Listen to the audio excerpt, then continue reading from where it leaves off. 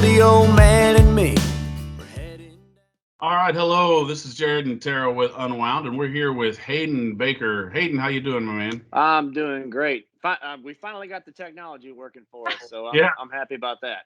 Yeah, you'd think in the age of the COVID, where everybody does this on a regular basis, it would have it down. But all good. We got it going. That's the main thing. I know you'd think me graduating from Zoom University the past year and a half, my Zoom would work, but go figure. That's actually where I wanted to start off. Congratulations from graduating from Texas A&M. Thank you. Yeah, there she is, right there. That's the ring. awesome. Did you do the dunking at the? Did you dunk it at the Dixie Chicken? Oh, dude, I listen to this. So y'all know Trent Cowie, and you know Wynn Williams, and you know the Hill brothers. Yes. Adam and Wade. So I was dumb enough to plan a ring dunk / Adam and Wynn's birthday party at the Tap, and Trent, Wynn, and I did a song swap, and Adam and Wade opened for us, and I dunked my ring on stage before the show. Oh, before. I thought you were gonna say before. During, but before. We did it before. I needed a little bit of time to get my bearings and everything. But it was a lot of fun. I got it in 34 seconds, and I could have done better, but I stopped. And I was so mad because it was getting up there pretty high, and I was going pretty quick, and I was like, oh, I got to take a break. Look down, and there was 2 sips left. I was like, oh, man. So I could have done better, but I'll take it in the 30s. I'll take it. That's impressive. Hey, when we were in college, the beer bong champ, this one right here. Right there? Oh, I'm not surprised.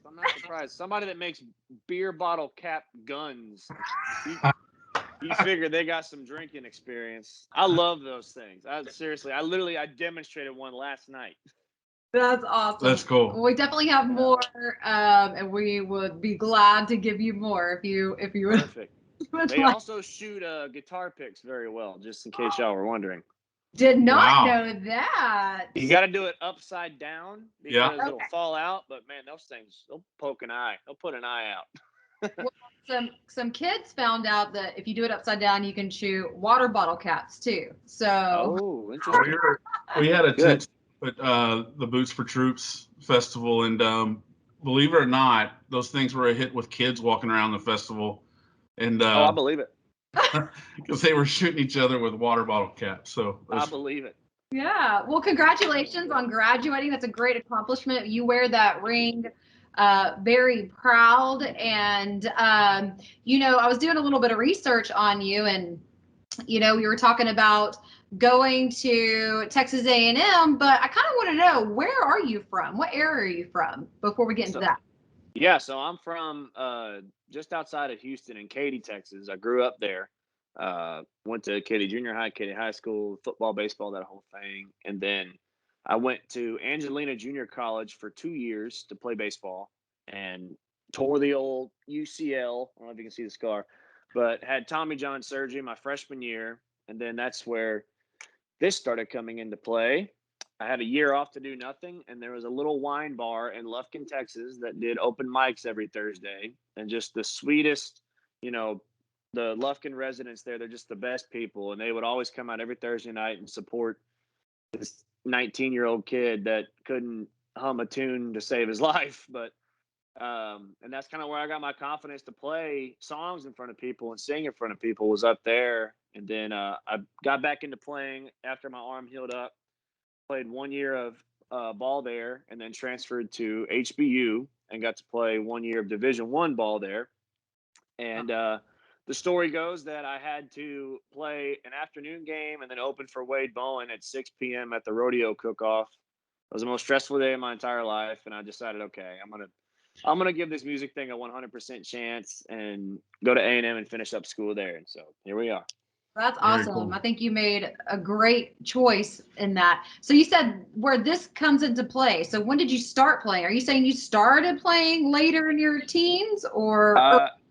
Yeah. So I started playing guitar at, I want to say, so it's going on 8 years of playing guitar, and I started singing when I was 19. So going on 5 years of singing. And then I think I started writing roughly around the same time, like 19 or 20. So 4 to 5 years of doing that. Very cool. I gotta ask about the baseball stuff, because I'm a huge And you and I have talked a little bit about it before, but totally not music related. I was a catcher, not good enough to play in college, but I, as a catcher, loved my relationship with some of my pitchers. I had a couple of pitchers that they would even tell the coach, "Hey, I want Jared to catch."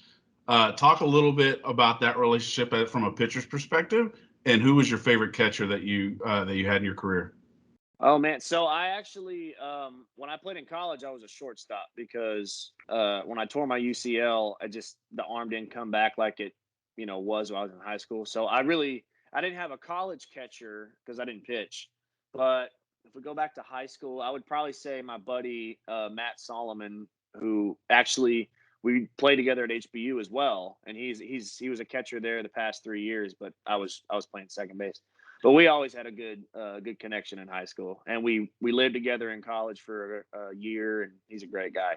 That's great. Yeah, there's definitely a strong connection there. I miss playing all the time. I do.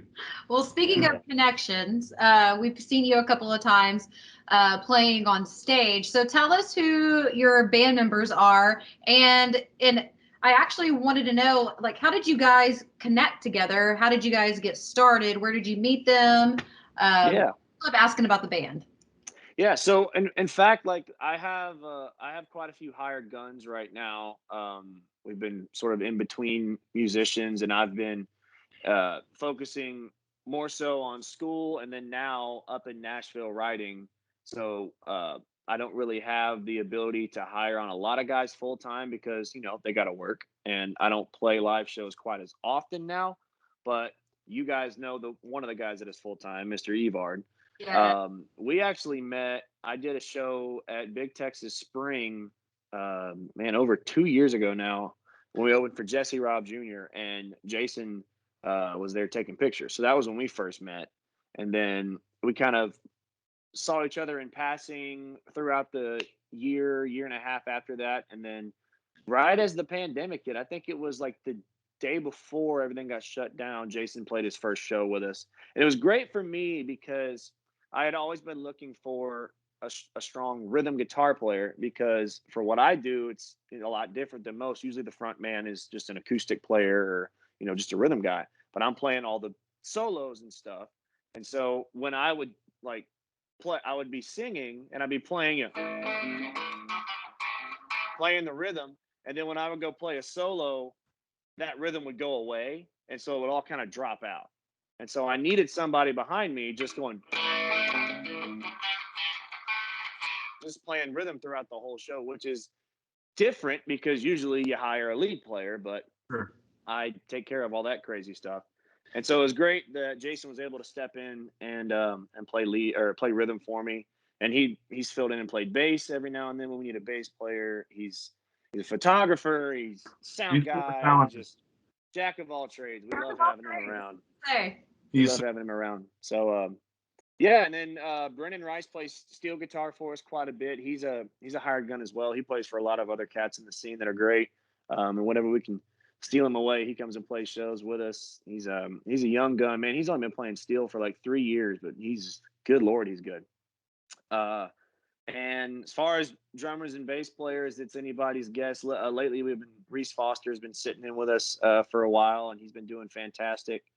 And yes, we kind of rotate in and out with a bunch of guys. So kind of a different dynamic. I haven't got to establish a band like I want to yet, but we're working towards that. We're taking a different route right now. We're focusing on the songwriting and getting up to Nashville and getting in the room with the right guys. And yeah, so you mentioned the guitar playing, which is definitely something I wanted to ask. She's gotten to see you twice. I saw you once. When you opened for Randall King. And yeah, that was fun. I believe that's a Randall hat you got on your head right there. So yeah, that was a great show. The first thing I noticed was your guitar playing, and you mentioned Trent. He was standing there next to me, and I had no idea that you were a big Brad Paisley fan. But I told Trent, I said, "Man, he's really good on guitar. Almost has kind of a Brad Paisley vibe." And Trent looked at me and said, "You need to tell him that." Yeah, old Brad. Yeah, I saw him a few days ago. Got to go hang out with him in Nashville a couple times. Yeah, man, that's that's what did it for me. So I started playing guitar in like sophomore year, junior year of high school, and I caught on pretty quick to a lot of the solo stuff. That was what I wanted to do, was just learn guitar solos first, before anything else. And a couple years into it, I kind of got my feet wet into playing some country stuff, and then I went and saw Paisley at the rodeo, and he's running around the dirt, just melting people's faces, and I was like, okay, that's what I want to do.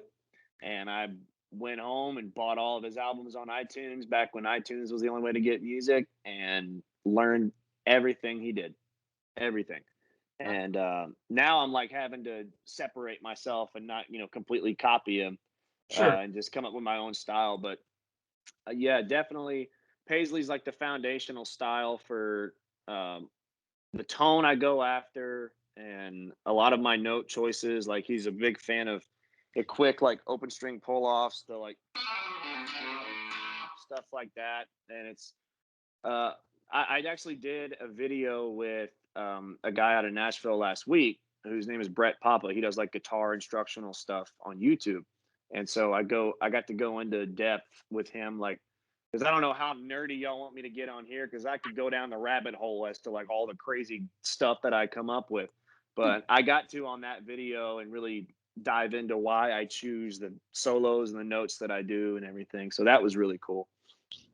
Yeah, you mentioned Nashville, and following you on social media, we saw that you have been in Nashville and saw that you were with Brad Paisley. How did that even come about? I mean, that's kind of crazy. He's a big, Yeah. So that week was a dream. So we had planned to go up there. I also got to write a couple songs with Ronnie Dunn, from Brooks and Dunn. We've been doing some stuff with him lately that I'm very excited about.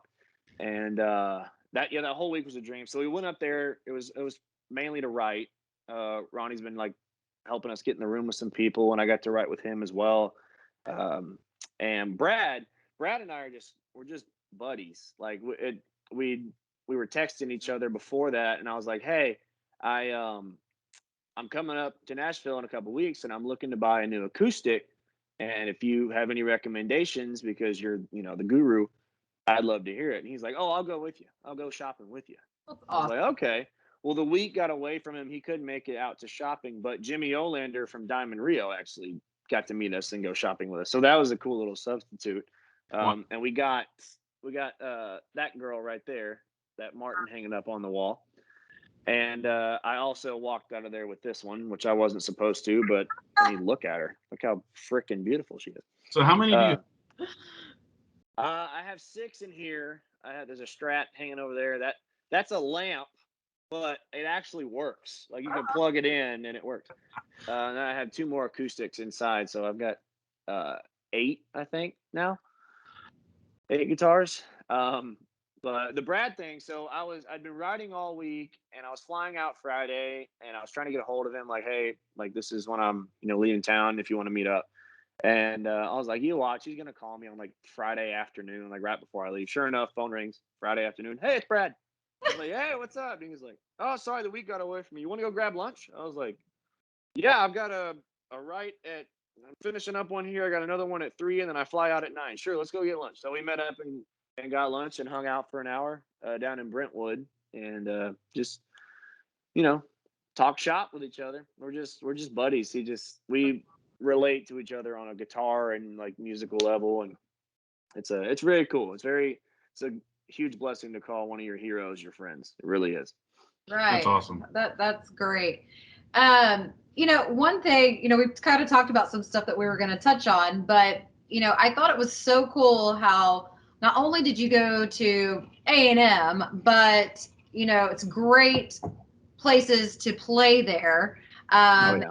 And so tell me about your experience playing. I know you opened up for Mike Ryan recently. Mm-hmm. Was it at Harry's? So tell me about your experience playing, not only in your own college town, but, you have your friends, you have your college friends there. They're going to be your best cheerleaders, Oh, yeah. So, and there's a lot of people that don't really have that, I guess, local following. So I think it's pretty cool. So how was your experience playing at Harry's? And, you've been there a couple of times, and. Oh, yeah.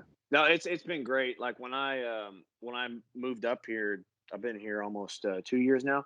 That was my goal, was to play Harry's, because I'd been there a couple times because a lot of my friends and my sister goes here. I would always come to College Station to have a good time, or we go see somebody at Harry's. I was like, man, I want to play here. I want to play here. And then I moved to town, and I was like, all right, that's the goal. And then, and I think it was like 6 or 8 months after I moved here, we got the call to open for Parker at Harry's. And it was like a month before the pandemic, so it was slam packed with like 3,000 people. This is back when I was wearing a cowboy hat. I was trying to make that look work. We'll see if I can bring it back. I don't know. I'm kind of going back and forth. Oh But no, you bring can. it back.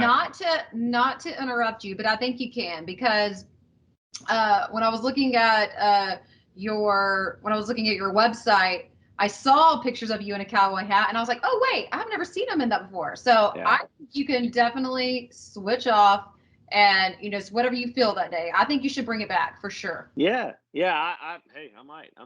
We'll see if we can get the straw hat out for a summer show this next few months. But yeah, it was great. We've opened for Parker there twice. I actually got to open for him there on my birthday, I believe, or the day before my birthday. It was during the pandemic, when it was like the first show that Harry's opened back up, like in September of last year. It was me and Adam did like an acoustic duo thing, because I got the call that morning. It was like, I just, hey, you went over for Parker McCollum tonight? What? Okay. So I couldn't get my band guys together, and we hadn't rehearsed in a while. So I just called Adam. I was like, hey, let's go do a duo thing. And then, yeah, we've opened for Randall there and Mike now twice there, because, yeah, we were with him last week. So I love playing Harry's. It's always a fun time. And in fact, in the house, I'm at my house here in Bryan. One of my old roommates took the banner from the first time I played there with Parker, and it had Parker's face, February 15th. I wasn't anywhere on it. So he took it and pinned it up on the wall. It's this huge banner. And then printed out a picture of my face off of Facebook and put it like over Parker's face. It's been in our house for a year and a half now. It's hilarious. That's a good That's friend. awesome. Yeah. Yeah. Well, So sorry, go ahead. you go ahead. Other than being in this Texas music scene, you get to play a lot of college towns. So other than College Station, what's your favorite college town to play at and party at? Man, I gotta say, for just nostalgia purposes, it's going to be Nacogdoches, Bonita Creek Hall. Are you because we are SFA alumni, or? See, I didn't know that, but that further proves my point. But no, it's because I played at Angelina, which is 30 minutes south of there in Lufkin, and there's no bars in Lufkin, so that's where we would go and drink underage, and everything was up at Bonita. And when I was there and I was just starting to play, I'm like, oh, it'd be so cool to play here. And we just played there with Aaron Watson a few months ago. That's right. So, and that was a lot of Great fun. venues. So. It is a wonderful. It's almost like it comes out of a movie. But yes, we met at SFA. Yeah. We met at SFA, and so it holds true to our heart. We love Nacogdoches. That's just East Texas. They're just the best people. I mean, that's all you kind of can chalk it up to. Yeah. Well, I know you've been writing a lot lately, and you mentioned some of the people that you've been writing with, which sounds really cool. Who else have you kind of been writing with, and then what do you think that will lead to in the studio, and when? Yeah, so there's a lot going on behind the scenes that I can't really disclose quite yet, because we have a lot of cool things planned for announcements that will be worth the wait. I 100% promise you.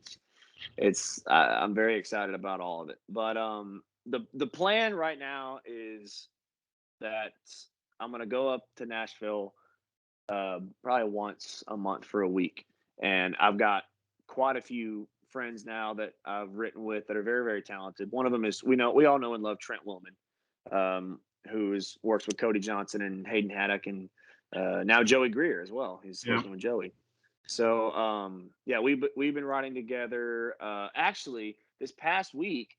So I don't know if you guys know this, but the Brad Paisley song "I'll Take You Back," the one on our record, that one. That's a Brad Paisley song that we covered on our album that came out last fall. And one of the guys that co-wrote that, his name is Robert Arthur, and he's written a lot of Brad's songs with him. And you know the song "Fence Posts" from Cody Johnson? He co-wrote that one as well. And it was very cool because I got to write with him last week up there. We got to meet up because I had reached out like for copyright purposes because we were covering a song that he wrote, like make sure I got all his information. And then he heard the song, thought we did a great job, and he was like, "Hey, let's write together." And he was like, "Oh, okay, cool." And so we got to write a couple songs together last week, and then just a lot of young, talented artists. And then there's a couple songs that Wade Hill and Adam's brother Wade that plays for Win, we've written together that will probably make it on whatever project comes out later.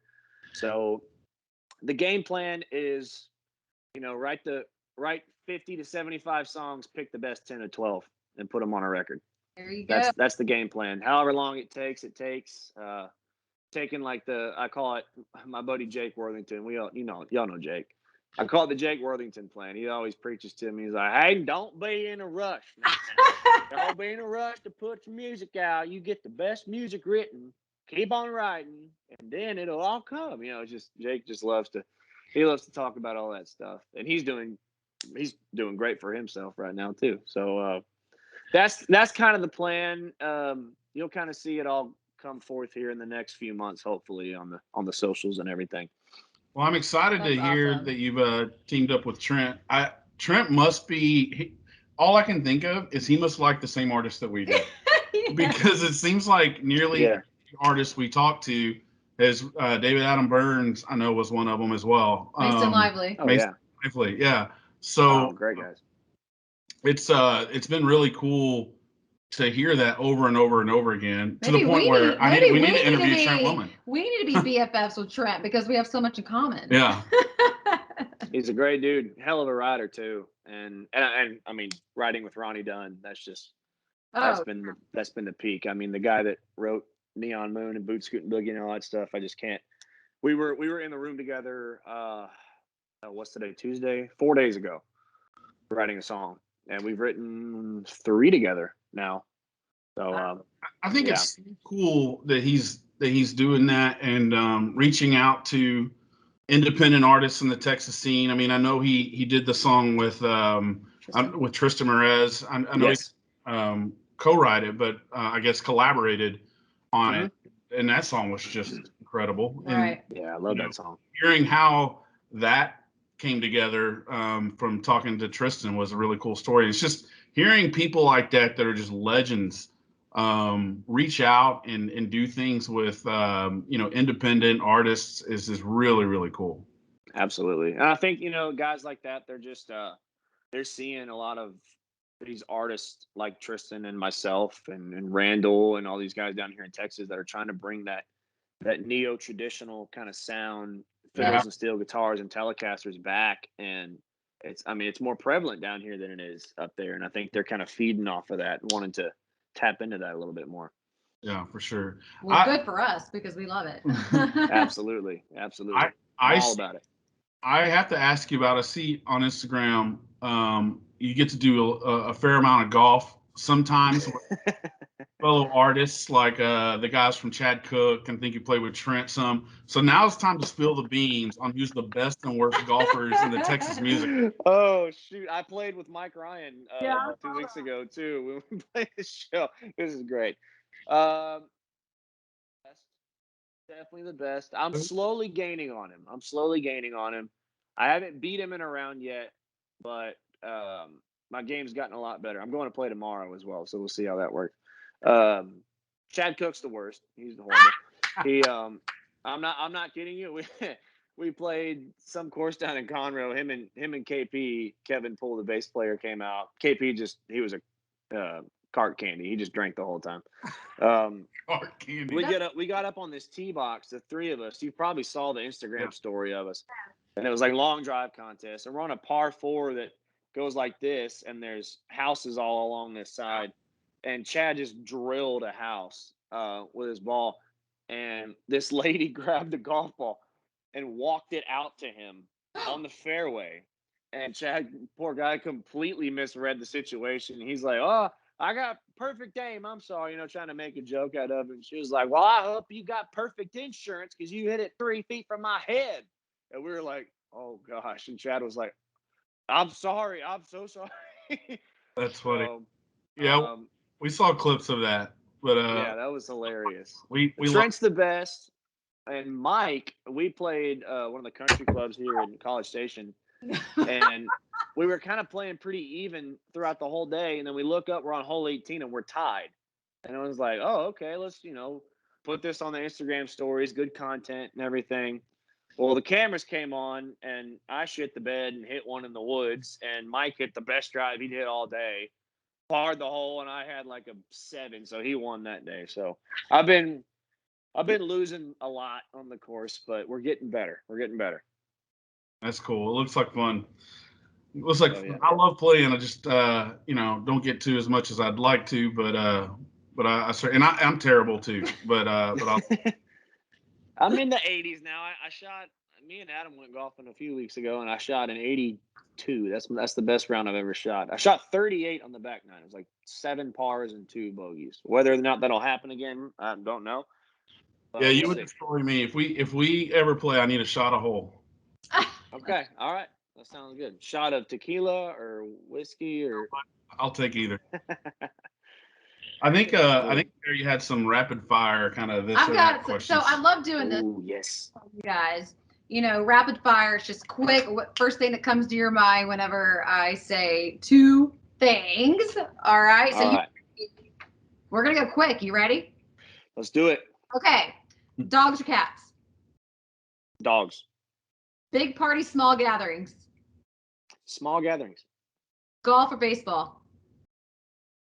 2 years ago, baseball. Now golf. Work hard or work smart? Work hard.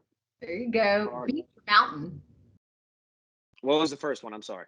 Beach or mountain? Ah, man, probably mountain.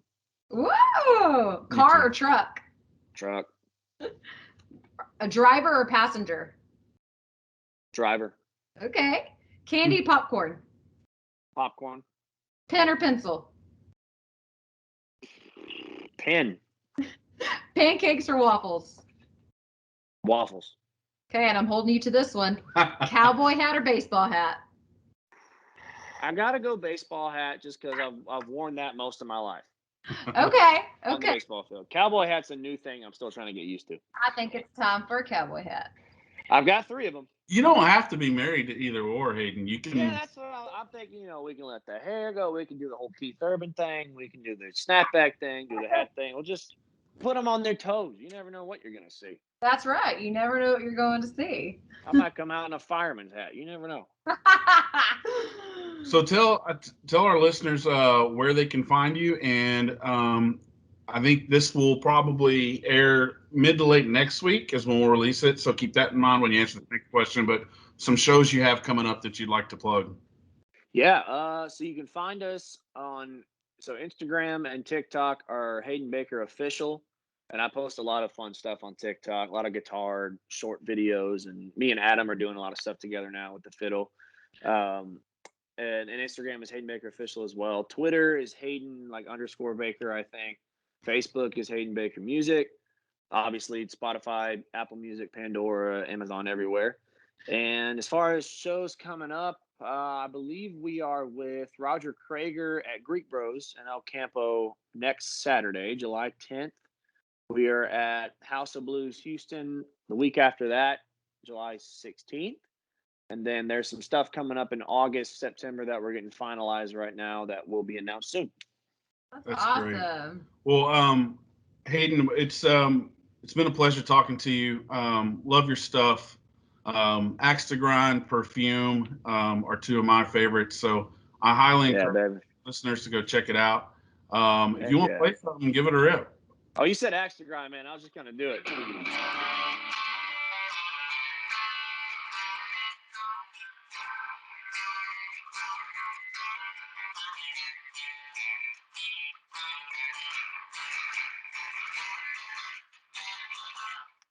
That's my favorite riff I've ever written. I love that riff. And and live full band, it is Yes. electric. That song. Yeah, we try to bookend the show, Perfume first and Axe to Grind last. So it's just energy from the start all the way to the finish.